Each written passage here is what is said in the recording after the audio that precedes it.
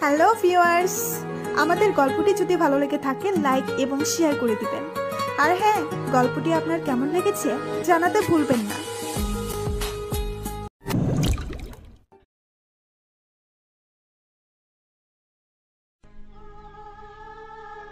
অনেক দূর থেকে ফজরের আজান কানে আসতেই চোখে পানি মুছে নিলাম। আমার বিয়ের 1.5 বছর হয়ে গেছে, কিন্তু এখনো স্বামীর সাথে একটা কথা বলতে পারিনি। আমাকে বিয়ে করে চলে গেছে আমেরিকা। আকাশের দিকে তাকিয়ে দীর্ঘ নিঃশ্বাস নিলাম। অতঃপর নিজের ঘরের দিকে পা বাড়ালাম। নামাজ শেষ করে রান্নাঘরের দিকে পা বাড়ালাম। বড্ড মাথা ব্যথা করছে, তাই চুলায় গরম পানি বসালাম চা বানাতে। চা বানিয়ে নিজের ঘরে এলাম। আবারও বিছানায় বসে চা খাচ্ছিলাম। হঠাৎ চোখ পড়ল একটা ছবির ওপর। মুহূর্তেই ভুলে গেলাম মাথা ব্যথার কথা। ছবিটা হাতে তুলে নিলাম। আমার চোখে জলরাশি জমা হয়েছে। ছবিটা আর কারণ নয়, আমার স্বামীর। হাত বুলিয়ে দিলাম তার ছবিতে। তাকে কখনো ছুঁয়ে দেখা হয়নি। আচ্ছা, আমি কি কখনো তাকে ছুঁতে পারবো নিজের হাতে? আমার বুকটা ভারী হয়ে গেল। আচ্ছা, সেও কি আমার কথা ভাবে? সেও কি আমার কথা ভেবে রাত জাগে? এই যে আমি তার অপেক্ষায় শত শত রাত পার করে দেই। এই যে আমার গাড়ির আওয়াজ পেলেই ছুটে যাই সে আসবে বলে, কিন্তু সে আসে না একবারও। সেও কি আমার কথা ভাবে? সেও কি আমার কাছে আসতে চায়? আচ্ছা, সে যদি জানতে পারে আমার রাত জাগার কারণ সে, তাহলে কি করবে? আর ভাবতে পারলাম না, কারণ আমার হাতের কাপটা নিচে পড়ে গেছে। তার কথা ভাবতেই আমার শরীর এতটা কাঁপতে ছিল যে চায়ের কাপটা হাত থেকে পড়ে গেছে। আমার নাম রায়। আমার বয়স 18 বছর। মামা আর মামির কাছে আমি বড় হয়েছি। আর আমার স্বামী আবরার খান জয়। সে পেশায় ব্যবসায়ী। আর বাকিটা আস্তে আস্তে জানতে পারবেন। আবরার ছবিটা খুব যত্ন করে শাড়ির আঁচল দিয়ে পরিষ্কার করলাম। ছবিটা বিছানার পাশে রেখে ভাঙা কাঁচগুলো পরিষ্কার করে নিলাম। হঠাৎ করে একটা কাঁচ আমার হাতে ঢুকলো। হাতের দিকে তাকিয়ে মুচকি হাসলাম। মনে পড়ে গেল অতীতের কথা। আমার তখন 10 বছর বয়স। আমি গ্রামের সাধারণ একটা পরিবারের মেয়ে। আমার মা ক্যান্সারে মারা গেছে যখন আমার 10 বছর। মা মারা যাওয়ার পর বাবা আবারও বিয়ে করে। সৎ মা আমাকে একদম দেখতে পারতো না। আমার বাবার গ্রামের বাজারে কাপড়ের দোকান ছিল, অনেক বড়। বাবা সারাদিন পর বাড়িতে আসলেই সৎ মা আমার নামে মিথ্যে বলে বিচার দিত। আমার নিষ্ঠুর বাবা সত্য মিথ্যা যাচাই না করেই আমাকে শাস্তি দিত। আমার কষ্ট সহ্য করতে না পেরে মামা আমাকে তার কাছে নিয়ে আসেন। আর আমার মামা গ্রামের চেয়ারম্যান। গ্রামে মামার মোটামুটি ভালোই দাপট আছে। মামা আমাকে অনেক ভালোবাসত, কিন্তু মামি আমাকে একদম দেখতে পারতো না। আমাকে দিয়ে বাড়ির সব কাজ করাতো। এভাবেই দিন যাচ্ছিল। আস্তে আস্তে আমি বড় হতে লাগলাম। আমার যখন প্রায় 17 বছর, তখন এক বৈশাখী ঝড়ের মতো আবরার আমার জীবনে আসে। আবরার এসেছিল তার বন্ধুদের সাথে বেড়াতে আমাদের গ্রামে। আবরারকে আমি চিনতামও না। সবই ঠিকঠাক ছিল, কিন্তু এক কালবৈশাখী ঝড় আমার জীবনটা এলোমেলো করে চলে গেল। এই রাই, কোথায় গেলি? মামির গলার আওয়াজ শুনে রান্নাঘর থেকে দৌড়ে তার কাছে গেলাম। আমি যেতেই মামি বলল, হ্যাঁ রে, নবাবের বেটি এত সময় লাগে আসতে? রাই নিচু স্বরে বলল, মামি আসলে আমি খাচ্ছিলাম তাই। হ্যাঁ, সারাদিন শুধু গেলা আর অন্ন ধ্বংস করা, তাই না? এই নে টাকা, আজ স্কুল থেকে আসার সময় ওষুধগুলো নিয়ে আসবি। রাই বলল। ঠিক আছে মামি। একটু পরে রাই স্কুলে চলে গেল। স্কুল শেষ করে ওষুধ কিনে নেয় রাই, কিন্তু তারপরেই মুষলধারে বৃষ্টি নামে। রাই 3-4 ঘন্টা দাঁড়িয়ে থাকে একটা দোকানের পাশে। ওইদিকে প্রায় সন্ধে হয়ে এসেছে। রাই কোনো কল্লা পেয়ে এবার দৌড়ে বৃষ্টিতে যায়। এদিকে মেঘ চারিদিকে অন্ধকার হয়ে গেছে, কোথাও কোনো মানুষের চিহ্ন নেই। রায় দৌড়াতে দৌড়াতে একটু দূরেই একটা কুঁড়ে ঘর দেখতে পেল। রায় ওই ঘরটার দিকে দৌড়ে গেল। রায় ঘরটা প্রবেশ করতেই তার মুখে ভয় এসে জমাট বাঁধল, কারণ ওই ঘরে একটা ছেলে বসে আছে ঘরের পাশে। ছেলেটাও রায়কে দেখে কিছুটা ঘাবড়ে গেল। এদিকে রায়ের ভিজে যাওয়া শরীর লেপটে যাওয়া জামার দিকে তাকিয়ে ছেলেটির নাজেহাল অবস্থা। রায় যে তাকে ভয় পাচ্ছে ছেলেটা বুঝতে পেরে বলল, আমাকে ভয় পেতে হবে না, আমিও তোমার মতো বৃষ্টিতেই আটকে গেছি পুচকি। বৃষ্টি থামার আগে তুমি চাইলে এখানে বসতে পারো। ছেলেটাকে রায়ের খারাপ মনে হলো না। রায় ছেলেটার থেকে অনেকটা দূরেই বসলো। রায়কে স্বাভাবিক করার জন্য ছেলেটা বলল। তোমার নাম কি? রায় কাঁপা কাঁপা গলায় বলল। আমার নাম রাই, আপনার কি নাম? ছেলেটা জবাব দিল। আমার নাম আবরাফ খান জয়। আপনাকে তো কখনো দেখিনি, আপনি কি এলাকায় নতুন? আসলে আমি আমার বন্ধুর বাড়িতে বেড়াতে এসেছি, একটু দরকারেই বেরিয়েছিলাম, কিন্তু দেখো বৃষ্টির জন্য আটকে গেলাম। তুমি কেন আটকে গেলে বৃষ্টিতে? স্কুল শেষ করে মামার ঔষধ কিনতে দেরি হয়েছে। ও, তুমি তো শীতে কাঁপছো, তুমি আমার এই শার্টটা পরতে পারো। না থাক, লাগবে না। আরে নাও, ভালো লাগবে। রায় শার্টটা নিল। এমনিতেও তার শীত লাগছিল অনেক। এমন অনেক কথা হলো রায় আর আবরার মাঝে। কথা বলতে বলতে দুজনে যে কখন ঘুমিয়ে গেছে তা বুঝতেই পারল না। আর এটাই ওদের কাল হয়ে দাঁড়ালো। মানুষের প্রচণ্ড চিৎকারের আওয়াজে আবরার আর রায়ের ঘুম ভেঙে গেল। তারা বাইরে আসতেই সবাই তাদেরকে ঘিরে ধরল। একজন বলল, এই মাইয়া, এতই যখন পুরুষের মানুষের লোকে ঢলাঢলি করতে মন চাই, তাহলে নিজের মামারে বলতে পারিসনি? এইভাবে লুকিয়ে লুকিয়ে তামাশা করছিস কেন? এমন ভাব ধরে থাকিস যেন কিছুই বুঝিস না, আর তলে তলে পুরুষ মানুষের সাথে রাত কাটাতে ভালো লাগে। আরেকজন বলল, তা হ্যাঁ রে, লুকিয়ে লুকিয়ে এভাবে অবৈধ সম্পর্ক কতবার করেছিস? হ্যাঁ। আবরার এবার সহ্য করতে না পেরে বলল, আপনারা এসব কি বলছেন? কারোর ব্যাপারে না জেনে কথা বলা উচিত না। কাল রাতে আমরা আবরার শেষে করার আগেই আরেকজন বলল, বিচার করে এখন আবার বড় কথা, ওই ওদের নিয়ে চল। আবরার আর রায়কে নিয়ে বিচার সভা বসেছে। গ্রামের সবার একটাই কথা, হয় রায়কে বিয়ে করতে হবে, নইলে তারা আবরারকে জেলে দেবে। রায়ের মামা মামি খবর পেয়ে দৌড়ে এসেছে। কাল সারা রাত রায়ের মামা রায়কে খুঁজেছে। মামাকে দেখে রায় তার কাছে গেল। মামাকে জড়িয়ে ধরতে গেলেই রায়ের গালে সজোরে থাপ্পড় পড়ল। রায়ের মামা বলল, আমাকে একদম তুই ছুবি না। এই পাপ করার আগে তুই কেন মরে গেলি না? আমার মান সম্মান এইভাবে তুই নষ্ট করে দিলি। মামা বিশ্বাস করো, আমি কিছু করিনি। ওনারা না জেনেই আমার নামে মিথ্যে কথা বলছে। রায় বলল। রায়ের মামি বলল, হ্যাঁ রে, একই তো পাপ করছিস, আবার বড় বড় কথা। নিজের মাকে খেয়ে বসে আছিস, বাবা ঘরেও তো ঠাই হলো না, এখন আমাদের ঘরে এসে বললি। পরের কথা সহ্য করতে পারলেও নিজের মানুষের এই অপবাদ আর রায় সহ্য করতে না পেরে কান্নায় ভেঙে পড়ল। রায় বলল, আমাকে তোমরা ভুল বুঝছো মামা, আমি ওই লোকটার সাথে কিছু করিনি। আস্তে আস্তে পুরো গ্রামে আবরার আর রায়ের কথা ছড়িয়ে পড়েছে। পুরো গ্রাম রায়কে ছি করছে। আবরার বন্ধুরাও এলো। আবরার তার বন্ধু সাদির বাড়িতে এসেছিল ওর বোনের বিয়েতে।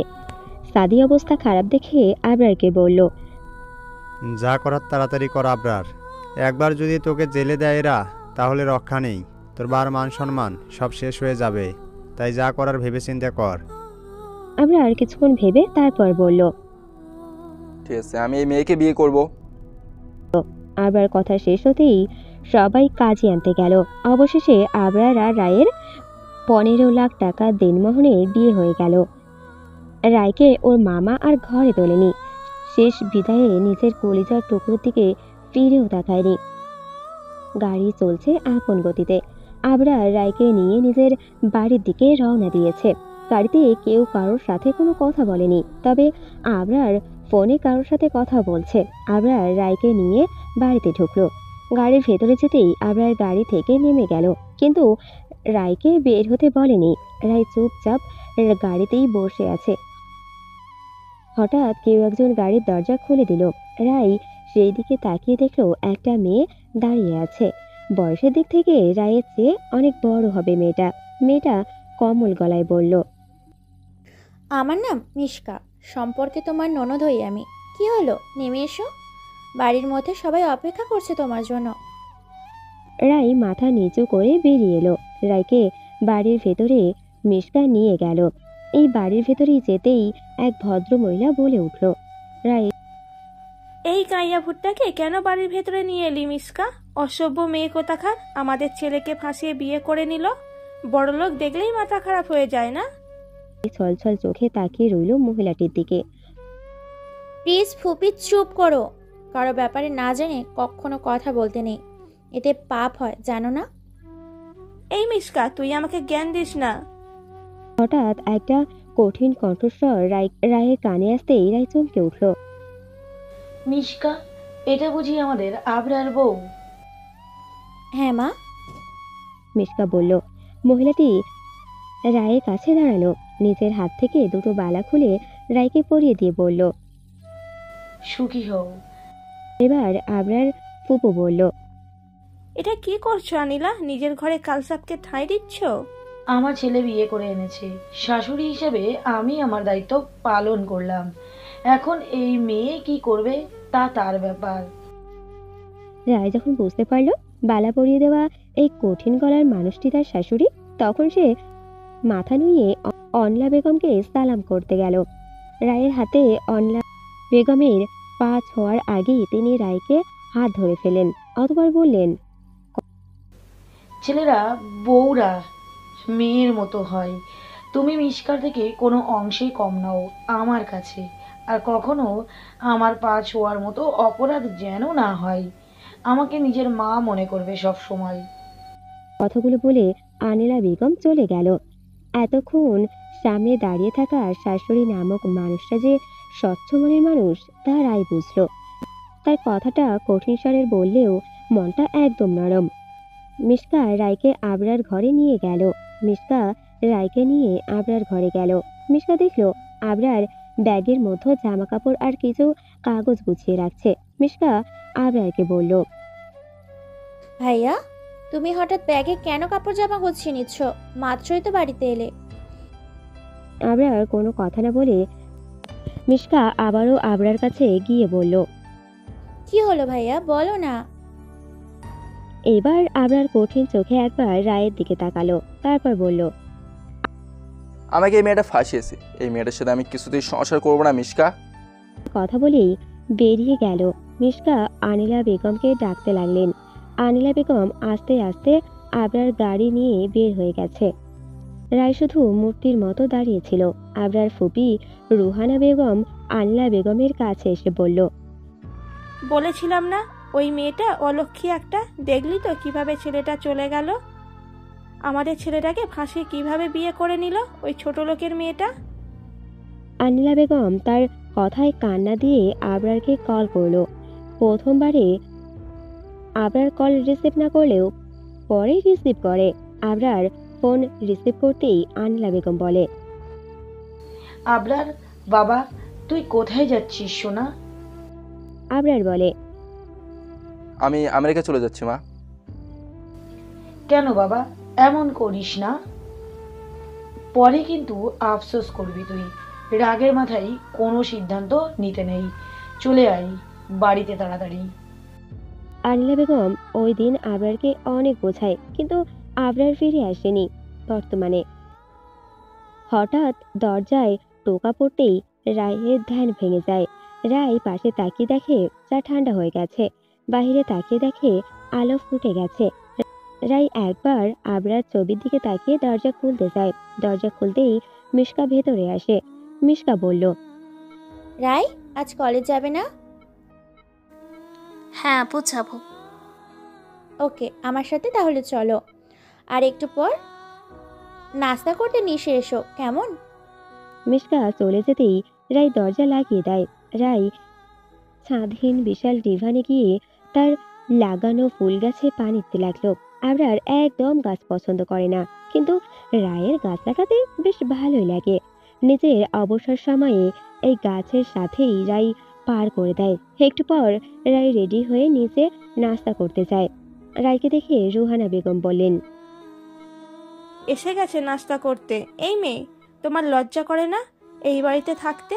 নিজের মা বাপ তো খোঁজ নেয় না, আর যাদের কাছে বড় হয়েছ তোমার ওই মামা মামি তো এই পর্যন্ত তোমাকে একটা খোঁজও নিল না। তার জন্মের কি ঠিক আছে, নাকি কুড়িয়ে পেয়েছে তোমাকে? রায়ের চোখ পানিতে ভরে এলো। রায় নিজের কান্না থামাতে না পেরে দৌড়ে নিজের ঘরে চলে গেল। বিছানায় শুয়ে হাউ মাউ করে কাঁদতে লাগলো। গভীর রাত হয়ে গেছে। রায় ডিভানে দাঁড়িয়ে আছে। আজ সারাদিন রায় ঘর থেকে বের হয়নি। আনিলা বেগম একটু আগে জোর করে রায়কে খাবার দিয়ে গেছে। যাওয়ার আগে পরম যত্নে রায়ের কপালে চুমু দিয়ে গেছেন। আনিলা বেগমকে কখনো শাশুড়ি মনে হয় না রায়ের। নিজের মায়ের জায়গাটাই রায়কে দিয়েছেন। মেঘ ঢাকা আকাশের দিকে তাকিয়ে রায় নিস্তব্ধ হয়ে দাঁড়িয়ে আছে। রায়ের চোখ থেকে পানি গড়িয়ে পড়ছে। হঠাৎ রায় ডুকরে কেঁদে দিল। কেন আবরার? আমার কি দোষ? আপনি কেন আমাকে ভুল বুঝলেন? আমি কেন দোষ না করেও শাস্তি পাবো? আমাকে আপনার সাথে বেঁধে কেন চলে গেলেন? দিনের পর দিন লোকের অপমান যে আমি আর নিতে পারছি না। আমি যে ক্লান্ত হয়ে পড়েছি আবরার। রায় কাঁদতে কাঁদতে বসে পড়ল। অপরদিকে আনিলা বেগম ঘরে বসে আছে। কিছুক্ষণ পর আফজাল খান ঘরে প্রবেশ করে। আফজাল খান হচ্ছে মিশকা আর আবরার বাবা। আনিলা বেগমকে অন্যমনস্ক দেখে তিনি বললেন, কি হয়েছে আনিলা?